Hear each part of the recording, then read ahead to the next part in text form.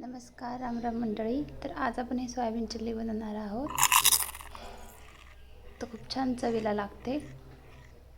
तर त्याच्यासाठी पहिले हे सोयाबीन घेतलेत मी, ते गरम पाण्यात टाकायचे आणि त्याला एक अशी उकळी, मीठ टाकल्यानंतर आणि नंतर अशी उकळी आली ना एक, तर गॅस बंद करायचा. ते छान उकळी आलेली आहे.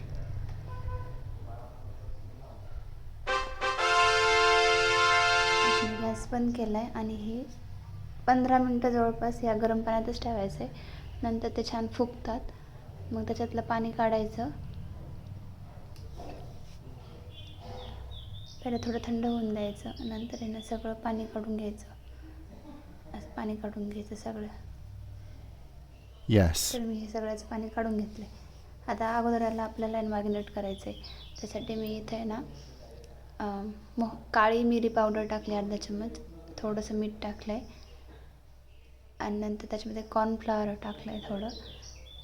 असं पसरून टाकायचं. सगळ्या सोयाबीनला लागलं पाहिजे त्याच्यासाठी, कारण जेवढी आपली कोटिंग चांगली होती तेवढं ते तळं चांगलं जातं आणि क्रिस्पी पण चांगलं होतं.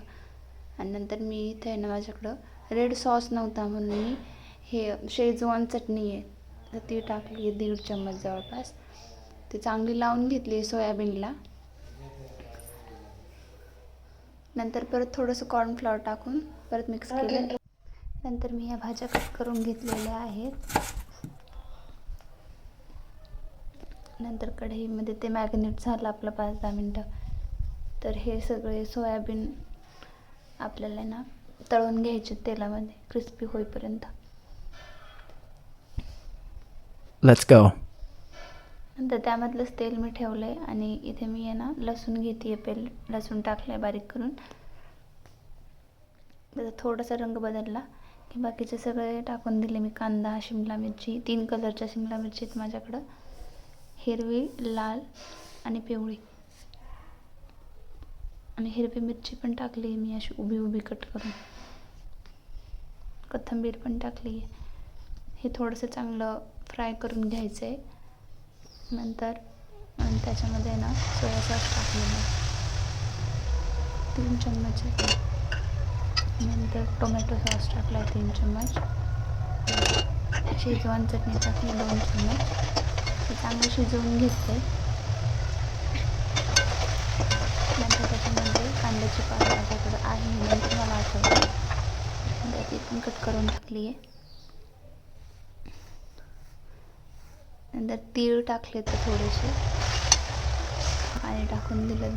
दीड कप टाकले जवळपास. हे पहिले ना शिजून दिलं ह्या मसाल्यामध्ये चांगलं. नंतर थोडंसं कॉर्नफ्लॉवर टाकलं थोडं घट्ट होण्यासाठी. हे थोडं शिजलं ना, चांगलं मिक्स करून घ्यायचं. त्याच्यामध्ये ना गिठळ्या नाही जमल्या पाहिजे.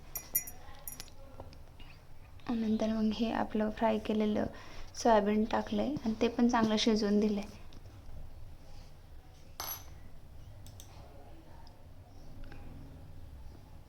आणि अशा प्रकारे आपली सोया चिल्ली तयार झालेली आहे.